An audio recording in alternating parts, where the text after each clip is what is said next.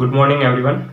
दोस्तों, पिछले क्लास में जो है हम लोगों ने प्रागैतिहासिक काल के जितने भी क्वेश्चन थे या उससे रिलेटेड जितना भी टॉपिक था उसको कंप्लीट कर चुके थे। और आज के क्लास में प्रागैतिहासिक काल के बाद आद्य ऐतिहासिक काल का समय आता है, तो आद्य ऐतिहासिक काल में पढ़ेंगे। लेकिन उससे पहले देखिए, प्रागैतिहासिक काल में कुछ और क्वेश्चन था जो आपको बता देते हैं, ताकि कोई भी एग्जाम में आपको कहीं से भी क्वेश्चन पूछे तो छूटे नहीं। तो प्रागैतिहासिक काल में आप लोग को बताए थे पाषाण काल में, जो कि आपका सबसे पहले पूरा पाषाण, मध्य पाषाण, नव पाषाण काल था। तो याद रखिएगा कि वहां से एक क्वेश्चन, एक और शहर है दमदमा। दमदमा शहर है जो यूपी में पड़ता है। वहां से जो है विशाल अस्थियों के भंडार मिले हैं। मतलब अस्थियां जो था, हड्डी जो था, उसका पूरा एक स्वरूप मिला है, पूरा विशाल भंडार मिला है, जो कि एजला एक पहाड़ के रूप में था।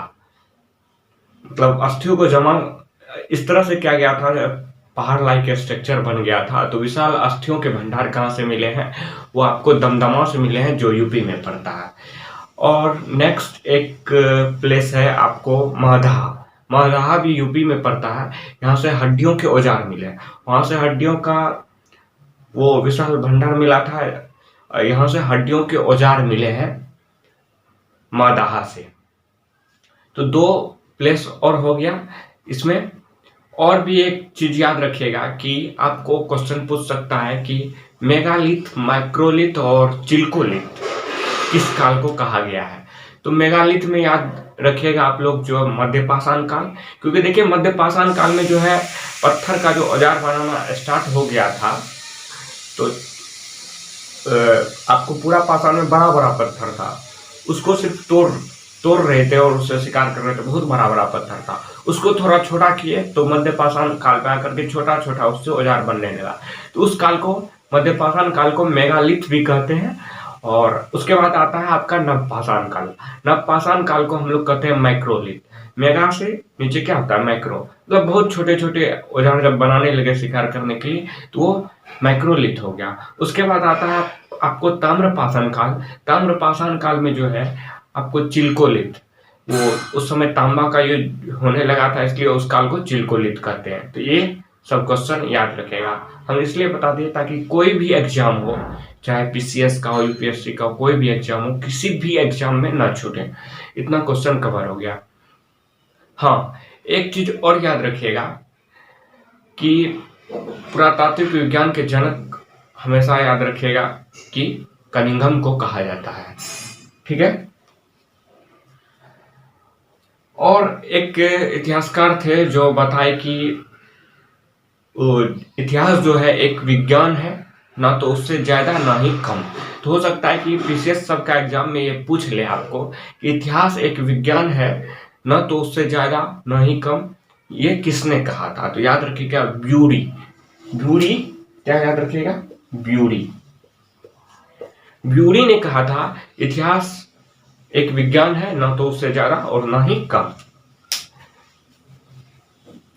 तो देखिए, पूरी तरह प्रागैतिहासिक कालखंड को समाप्त कर दिए। अब हम जो है किसी क्लास में आप लोग को जैसे ही आद्य ऐतिहासिक का कुछ खंड को समाप्त करेंगे तो टेस्ट सीरीज आप लोग के लिए उपलब्ध कराएंगे। टेस्ट सीरीज का क्लास चलेगा, पूरा टेस्ट सीरीज देना है प्रागैतिहासिक काल में। और उम्मीद रहेगा आप लोग से कि भी कोई भी क्वेश्चन इससे नहीं छूटेगा किसी भी एग्जाम में। प्रागैतिहासिक काल के बाद कौन सा खंड आता है? आद्य ऐतिहासिक का। तो आद्य ऐतिहासिक में हम लोग, आद्य ऐतिहासिक काल में अब हम लोग चलते हैं। तो देखिए दोस्तों, आद्य ऐतिहासिक काल को जो है आपको बताए थे कि यहाँ जो है इसका पुरातात्विक स्रोत से पता लगाया गया था। और पुरातात्विक स्रोत में एक लिखित स्रोत भी मिला था, लेकिन उसको पढ़ा ही नहीं जा सका कि कौन सा लिटरेचर में मिला था। तो आद्य ऐतिहासिक से क्वेश्चन उठेगा कि पुरातात्विक स्रोत तो मिला था, लेकिन लिखित रूप से जो मिला था उसे पढ़ा नहीं जा सका। तो लिखित रूप से कहाँ मिला था, तो वो आपको आंसर देना पड़ेगा आद्य ऐतिहासिक काल। और आद्य ऐतिहासिक काल में हम लोग क्या क्या पढ़ेंगे? दो सभ्यता को मुख्य रूप से पढ़ेंगे। सिंधु घाटी सभ्यता, जिसको हड़प्पा सभ्यता के भी नाम से जानते हैं, और आपको वैदिक सभ्यता। तो चलिए, आज की क्लास में सबसे पहले हम सिंधु घाटी सभ्यता के पॉइंट्स को चर्चा करेंगे और उसके बाद हम लोग आगे जो है वैदिक सभ्यता को चर्चा करेंगे। तो देखिए, आज ऐतिहासिक काल में हम लोग सिंधु घाटी सभ्यता को सबसे पहले चर्चा करेंगे। तो देखिए, सिंधु घाटी सभ्यता कहाँ है, किस जगह है, ये आपको पॉइंट्स अपडेट कराएंगे। लेकिन देखिए, सिंधु घाटी सभ्यता से पहले जो है आपको वैदिक सभ्यता का खोज हो गया था। लेकिन जब वैदिक सभ्यता के बाद जो है वैदिक सभ्यता को सबसे पहले प्राचीनतम सभ्यता माना जाने लगा। लेकिन जब सिंधु घाटी सभ्यता की खोज होता है ब्रिटिश काल में, तो उसके बाद जो है पता चला कि सिंधु घाटी सबसे प्राचीन सभ्यता है विश्व का। सिंधु घाटी सभ्यता को हम लोग हड़प्पा सभ्यता के भी नाम से जानते हैं और इसको इंग्लिश में इंडियन वैली सिविलाइजेशन भी कहते हैं। तो देखिए, सिंधु घाटी सभ्यता, इस सभ्यता का नाम कैसे पड़ा, तो देखते हैं। जैसा कि आप लोग एक यहाँ इंडियन मैप देख रहे हैं, इंडियन मैप के ऊपर देखिए एक नदी गुजर रही है जो कि चीन से निकल के होकर भारत होते हुए पाकिस्तान की ओर घुसती है। यह सिंधु नदी जो है, सिंधु नदी के आसपास उस समय मानव रहने लगे थे और सुव्यवस्थित ढंग से रहने लगे थे, इसलिए उस समय जो है उसको सभ्यता बोला गया। मतलब मानव सभ्य रूप से रहने लगे थे, इसलिए उसको सभ्यता कहा जाने लगा। तो सिंधु घाटी सभ्यता इसलिए कहा जाने लगा क्योंकि सिंधु घाटी के आसपास का क्षेत्र है, इसलिए उसको सिंधु घाटी सभ्यता कहते हैं। और हड़प्पा सभ्यता किस लिए कहा जाने लगा, क्योंकि यहाँ जो है सबसे हड़प्पा शहर की खोज सबसे पहले होती है दयाराम साहनी के द्वारा, इसलिए जो है इसको हड़प्पा सभ्यता के नाम से भी जानते हैं।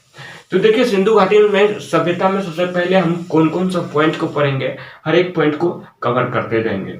सबसे महत्वपूर्ण चीज है कि देखिए, किसी भी चैप्टर को हम स्ट्रक्चर वाइज कैसे पढ़ते हैं, एज ए फ्रेम के रूप में कैसे ढाल के पढ़ते हैं, ये सबसे ज्यादा इंपॉर्टेंट होता है किसी भी एग्जाम के लिए। तो ये क्या करता है, हमारे माइंड में एक फ्रेम छोड़ देता है जिससे कि हमको याद रहता है। और आपको आगे एक वीडियो लाएंगे जिसमें आपको ये चर्चा करेंगे कि इतिहास को कैसे पढ़ें, ये सारा चीज आपको बताएंगे। तो सिंधु घाटी सभ्यता में पहले हम उसके खोज के बारे में चर्चा करेंगे, फिर उसका कालखंड के बारे में चर्चा करेंगे, कब से कब तक है, क्योंकि इसमें जो है कई किताबों में विभिन्न कालखंड मिलता है, कोई किसी बुक में कोई और मिलता है तो किसी बुक में कोई और। उसके बाद इसका उद्भव के बारे में चर्चा करेंगे कि इसके पीछे विदेशी मत क्या है और स्थानीय मत क्या है, और उसके बाद हम इसके विशेषता के बारे में चर्चा करेंगे, फिर उसके विस्तार के बारे में चर्चा करेंगे। विस्तार के बाद हम लोग जो है सिंधु घाटी सभ्यता के जो भी प्रमुख स्थल के बारे में चर्चा करेंगे, ताकि कोई भी एग्जाम में आपको छूटे नहीं। तो देखिए, इंडियन मैप में जो आप देख रहे हैं वही सिंधु नदी घाटी है, सिंधु नदी है, सिंधु नदी का आसपास का क्षेत्र था, इसलिए सिंधु घाटी सभ्यता उसको कहते हैं। तो देखिए, सिंधु घाटी सभ्यता की खोज कब हुई थी, ये कब हुई थी ये आपको बताएंगे। इसको आप एक कहानी के रूप में समझिए। देखिए, एक व्यक्ति थे चार्ल्स मेसेन, ठीक है। चार्ल्स मेसेन ने 1826 ईस्वी में जब सिंधु नदी के आसपास क्षेत्र का दौरा कर रहे थे, तो इसको यहाँ लगा कि यहाँ कोई ना कोई सभ्यता है, कुछ इसको देखने को मिला। तो उसने क्या किया कि एक बुक में इसका मतलब लिखे थे, उस बुक का नाम था narrative of journey. Narrative of journey में ये बुक इंडिकेट करते थे, लेकिन और सिर्फ इंडिकेट करके लिख करके चले गए और खास इसका कुछ खोज नहीं किए, नहीं पता लगा है। तो ये एज इस सभ्यता के बारे में एज अ मैसेज देने का काम किया चार्ल्स मेसेन। मेसेन से याद रखिएगा, चार्ल्स मेसेन से याद रखिएगा, मैसेज दिया था क्या, इस सभ्यता का सबसे पहला मैसेज कौन दिया था, चार्ल्स मेसेन ने। उसके बाद आता है ब्रिटिश काल में। देखिए, दो इंजीनियर रहे थे, बर्टन बंधु और विलियम बंधु, जेम्स बंधु। ये दोनों भाई थे, जेम्स बर्टन बंधु और विलियम बर्टन बंधु। इसने 1856 ईस्वी में जब ब्रिटिश काल के दौरान जब यहाँ रेलवे ट्रैक बिछाने का काम चल रहा था, कहाँ, पाकिस्तान के क्षेत्र में, लाहौर से यहाँ रेलवे ट्रैक बिछाने का काम हो रहा था, कराची था। लाहौर से कराची के बीच जो है रेलवे ट्रैक का बिछाने का काम चल रहा था। तो ये दो इंजीनियर थे, जेम्स बर्टन बंधु और विलियम बर्टन बंधु। ये 1856 ईस्वी में हमारे देश में भी शासन था, किसका, अंग्रेज का शासन था, ब्रिटिश का शासन था। तो उस दौरान क्या हुआ कि जब रेलवे ट्रैक बिछाने का काम कर रहे थे तो वहाँ कुछ इसको ईट सब देखने को मिला। तो ये सब उतना दिमाग नहीं लगाए, रेलवे ट्रैक बिछाने में उसको इसको यूज कर लिए बर्टन बंधु और जेम्स विलियम बर्टन बंधु और विलियम बर्टन बंधु। उतना ये इसको लगा यहाँ सभ्यता है, लेकिन इतना ध्यान नहीं दिए, इससे रेलवे ट्रैक बिछाने का काम किए। उसके बाद आता है आपको अलेक्जेंडर कनिंघम। ये महत्वपूर्ण है। अलेक्जेंडर कनिंघम 1853 और 56 के बीच में जो है इन्होंने जो है इसको इस क्षेत्र का दौरा किया, और ये उस समय जो है दौरा करके कुछ न कुछ पता लगा कि इसको भी यहाँ कुछ जो है सभ्यता के बारे में पता लगा, लेकिन ये भी उतना कुछ खास नहीं कर सके। उसके बाद सबसे मुख्य व्यक्ति आते हैं जॉन मार्शल। जॉन मार्शल उस समय भारत के पुरातात्विक विभाग के हेड थे। जॉन मार्शल ये 1921 ईस्वी में क्या किए, इनको जब पता चला कि यहाँ सभ्यता है तो ये क्या किए, वहाँ पुरातात्विक विभाग के हेड थे तो इन्होंने चले गए वहाँ खुदाई के लिए। खुदाई करने के लिए भारत के 2 पुरातात्विक थे, दयाराम सहनी और राखल दास बनर्जी। इन दोनों को लेकर के गए और वहां खुदाई करवाने लगे। कौन? दयाराम सहनी और राखल दास बनर्जी, जिसमें दयाराम सहनी को सबसे पहला शहर जो मिलता है खुदाई करने के दौरान हड़प्पा सभ्यता मिलता है, हड़प्पा शहर मिलता है, इसलिए इसको सबसे पहला शहर मिला 1921 में, इसलिए इसको सिंधु घाटी सभ्यता को हड़प्पा सभ्यता भी कहते हैं। ठीक, कंप्लीट। तो यहाँ इस इतना में कौन सा इंपॉर्टेंट पॉइंट बनता है ये याद रखिए। चार्ल्स मेसन का नाम याद रखिएगा, जो सबसे पहले मैसेज देने का काम किया नैरेटिव ऑफ जॉनरी बुक में, पुस्तक में, चार्ल्स मेसन ने। उसके बाद सबसे मुख्य नाम याद रखिएगा जॉन मार्शल का, ये पुरातात्विक विभाग के हेड थे। तो आपको पूछ दिया जाएगा कि मतलब उस समय पुरातात्विक विभाग के हेड कौन थे या किसके नेतृत्व में खुदाई की गई थी सिंधु घाटी सभ्यता की। किसके नेतृत्व में? जॉन मार्शल के नेतृत्व में ये नेतृत्व कर रहे थे, और दयाराम सहनी और राखल दास बनर्जी उसका खुदाई किए थे, जिसमें दयाराम सहनी को सबसे पहले 1921 में हड़प्पा नामक सभ्यता, हड़प्पा शहर जो है वो मिला था। तो यहाँ से जो भी चीज निकला वो आपको आगे बताएंगे, क्या क्या निकला था किस शहर से, वो आपको आगे बताएंगे। तो दयाराम सहनी को मिला था हड़प्पा शहर, इसलिए इस सभ्यता को हड़प्पा सभ्यता के भी नाम से जानते हैं। कंप्लीट। यहाँ तक कोई कंफ्यूजन यदि होगा तो कमेंट सेक्शन में आप लोग लिखिएगा, सर यहाँ कंफ्यूजन है, तो फिर इससे कोशिश करेंगे कि आप लोग को हम बता सकें। खोज के बाद अब हम लोग कालखंड में चलते हैं कि देखिए यह जो कालखंड दिया हुआ है, तो सिंधु घाटी सभ्यता के कालखंड के बारे में जो है बहुत सारे इतिहासकारों का विभिन्न मत था। कोई 2350 से 1750 बताए, कोई 2300 से लेकर 1700 ईस्वी तक बताए, कोई 2500 से लेकर के 1700 ईस्वी तक बताए। तो इसको हम लोग जानते हैं कि कौन सबसे ज्यादा इंपॉर्टेंट है, कौन माना जाता है, तो ये हम लोग जानते हैं। देखिए सबसे पहले जॉन मार्शल आपको बताया कि ये उस समय भारत के पुरातात्विक विभाग के हेड थे। तो इन्होंने बताया कि 3250 बीसी से लेकर के 2750 बीसी तक यह कालखंड है सिंधु घाटी सभ्यता का। देखिए सिंधु घाटी सभ्यता का कालखंड जो दिया गया, इसका कोई जो है लिखित साक्ष्य तो नहीं मिला, जो लिखा गया था वो तो पढ़ा नहीं जा सका। तो इसलिए जो है यह कालखंड जो है पुरातात्विक स्रोत से ही ये कालखंड को इंडिकेट किया गया। तो सर जॉन मार्शल के अनुसार जो है 3250 बीसी से लेकर के 2750 बीसी तक माना गया है। तो ये आप लोग इंपॉर्टेंट है, ये यहाँ से आप लोग याद रखिएगा, क्योंकि उस समय भारत के पुरातात्विक विभाग के हेड थे, ये ज्यादा इंपॉर्टेंट है। तो उसके अनुसार 3250 बीसी से लेकर के 2750 बीसी तक। उसके बाद आता है देखिए एक ईस्वी है 2300 से लेकर के 1750 बीसी। एक पद्धति होता है कार्बन 14 पद्धति। कार्बन 14 पद्धति के अनुसार जो है वह वस्तु कब का है, किस समय, कितना वर्ष पुराना है, ये ज्ञात किया जाता है। तो कार्बन 14 पद्धति के अनुसार जो है कालखंड सिंधु घाटी सभ्यता का 2300 से लेकर के 1750 बीसी माना गया। तो ये सबसे ज्यादा इंपॉर्टेंट है, आपको एग्जाम में बहुत ज्यादा ये कालखंड दिया रहेगा, और बहुत से बुक में भी ये कालखंड दिया रहेगा। 2300 से लेकर के 1750 बीसी तक। तो ये कार्बन 14 पद्धति के अनुसार 2300 से 1750 ईस्वी तक। और ये भारत के जो पुरातात्विक विद्वान थे डीपी अग्रवाल, इसको इस ईस्वी को जो है ज्यादा श्रेय दिए कालखंड को कि 2300 से 1750 बीसी सही है। तो हालांकि आप लोग को क्वेश्चन में यदि जॉन मार्शल के अनुसार पूछेगा तो 3250 बीसी से लेकर के 2750 बीसी मारिएगा। नहीं, यदि कार्बन 14 पद्धति के अनुसार पूछेगा कि सिंधु घाटी सभ्यता का कालवर्ष कब से कब तक माना जाता है तो 2300 से 1750 बीसी तक। हालांकि बहुत सारे विद्वान, बहुत सारे इतिहासकारों का अलग अलग मत थे, तो इसलिए जो है इसको मुख्यतः इसको एवरेज में 2500 से लेकर के 1750 ईस्वी माना गया।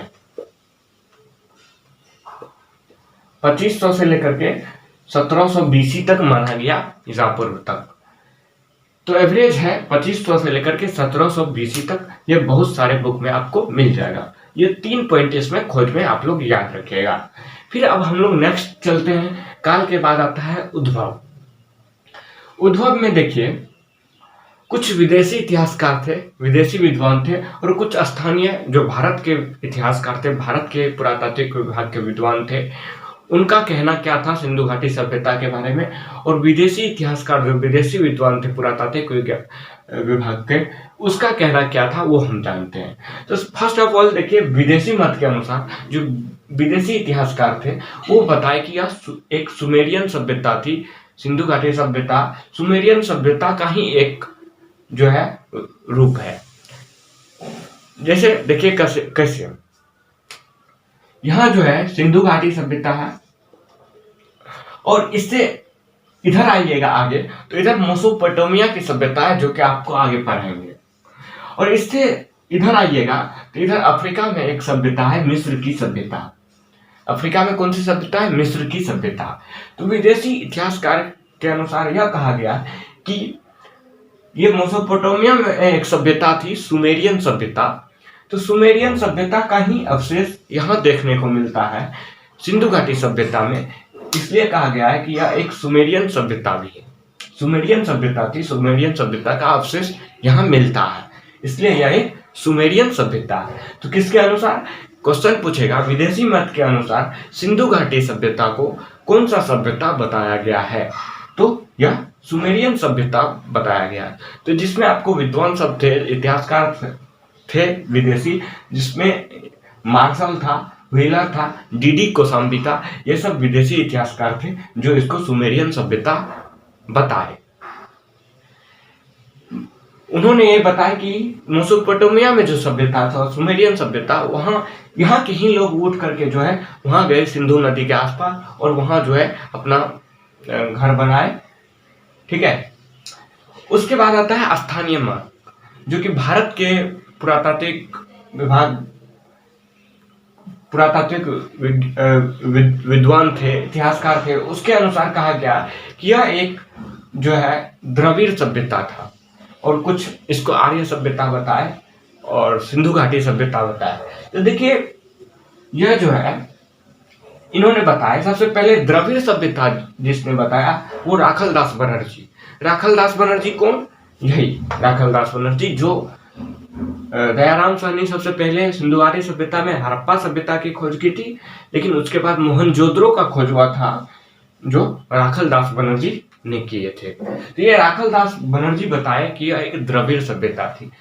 राखलदास बनर्जी बताए कि यह एक सुमेरियन सभ्यता से भिन्न थी, क्योंकि यहाँ के लोग सुमेरियन सभ्यता में जो मुहर था, ईंटों का आकार था, और यहाँ का जो नाली का स्ट्रक्चर था उससे भिन्न देखने को मिलता है सिंधु घाटी सभ्यता में। इसलिए जो है यह एक सुमेरियन सभ्यता नहीं थी, इसको मानने से मना कर दिया विदेशी मत को। और इन्होंने राखलदास बनर्जी ने बताया कि यह एक द्रविड़ सभ्यता थी। द्रविड़ लोग यहाँ आकर के बसे थे। इसको ज्यादा महत्व दिया जाता है। पूछेगा आपको क्वेश्चन में, द्रविड़ सभ्यता स्थानीय मत के अनुसार सिंधु घाटी सभ्यता को कौन सा सभ्यता माना गया है, वहां कौन सा लोग रहते थे? तो द्रविड़ जाति के लोग रहते थे, द्रविड़ लोग रहते थे। और टी.एन. रामचंद्र एक थे इतिहासकार, इन्होंने बताया कि यह एक आर्य सभ्यता था।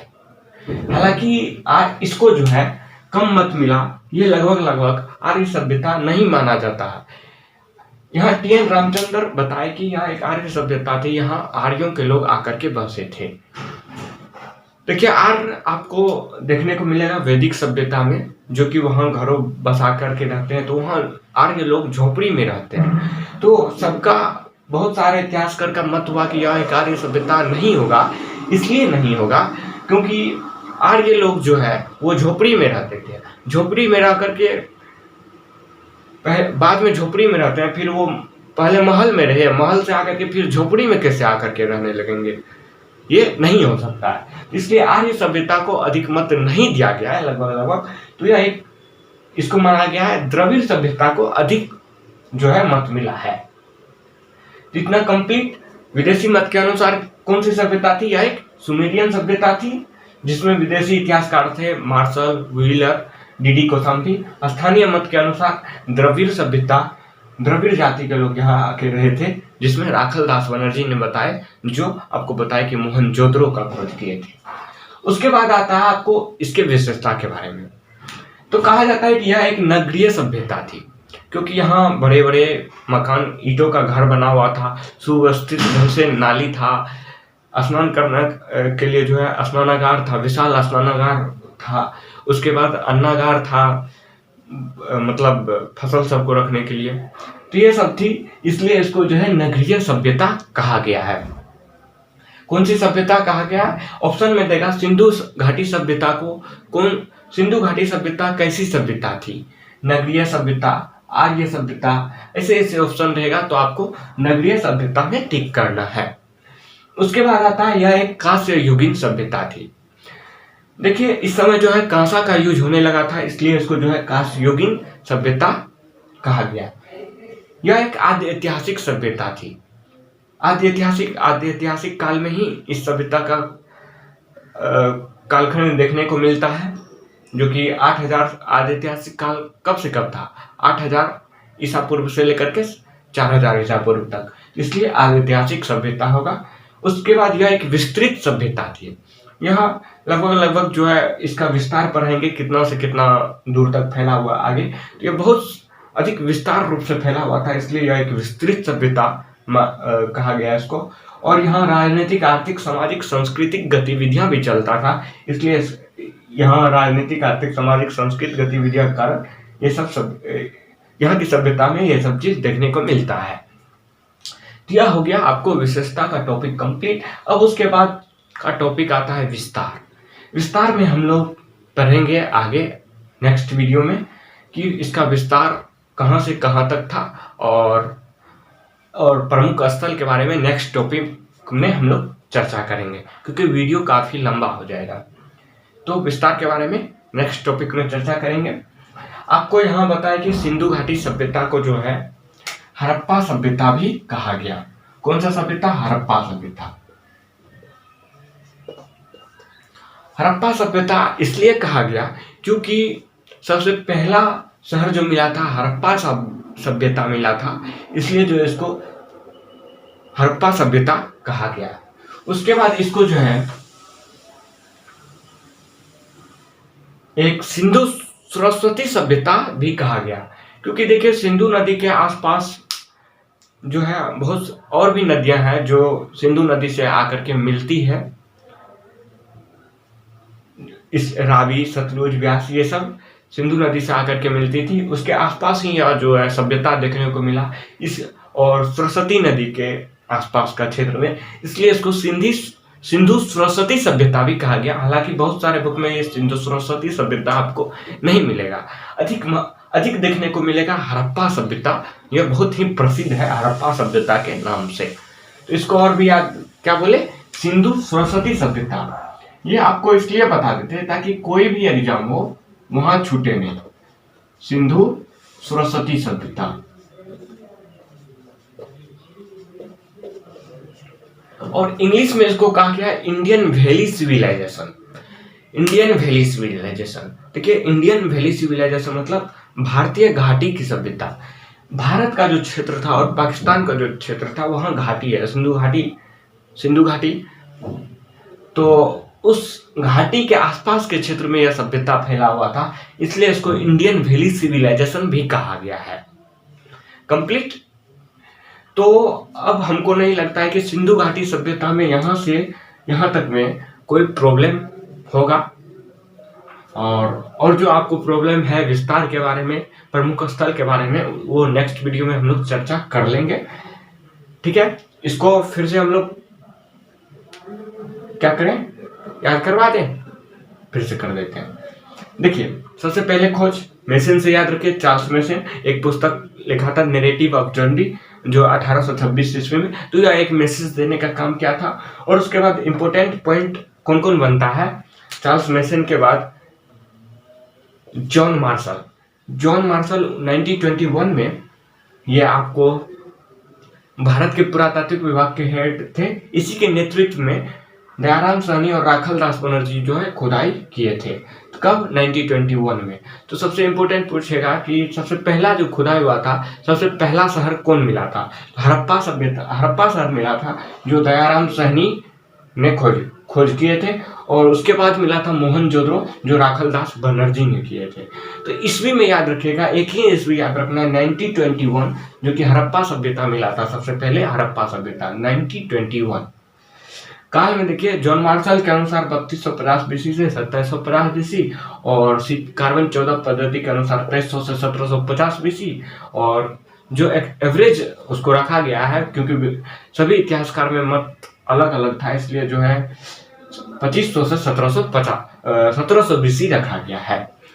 फिर देखिए, इसमें उद्भव विदेशी मत के अनुसार यह एक सुमेरियन सभ्यता थी, क्योंकि सुमेरियन सभ्यता का ही अवशेष सिंधु घाटी सभ्यता में देखने को मिलता है। यह विदेशी इतिहासकार का कहना था, जिसमें विदेशी इतिहासकार थे मार्शल, व्हीलर, कोसाम्बी, ईटीसी। स्थानीय मत के अनुसार जो है राखल दास बनर्जी, जो मोहनजोदड़ो का खोज किए थे, वो द्रविड़ सभ्यता बताए। और आर्य सभ्यता बताए टीएन रामचंद्र, जो कि अधिकतर इसको गलत माना गया कि यह एक आर्य सभ्यता नहीं थी। विशेषता में यह एक नगरीय सभ्यता थी, कास्युगीन सभ्यता थी, ऐतिहासिक काल का सभ्यता थी, व्यापार प्रधान था, यहाँ व्यापार होता था, विस्तृत सभ्यता थी, बहुत से क्षेत्रों में फैला हुआ था, राजनीतिक, आर्थिक, सामाजिक, सांस्कृतिक गतिविधियां यहाँ चलता था। विस्तार आगे पढ़ लेंगे। हिंदू घाटी सभ्यता को हड़प्पा सभ्यता, सिंधु सरस्वती सभ्यता, इंडियन वैली सिविलाइजेशन के नाम से भी जानते हैं। कंप्लीट। अब कल के वीडियो में विस्तार और हम लोग कुछ प्रमुख स्थल के बारे में चर्चा करेंगे। ठीक है, यदि आपको वीडियो अच्छा लगता है तो please like, share and subscribe. Take thank you.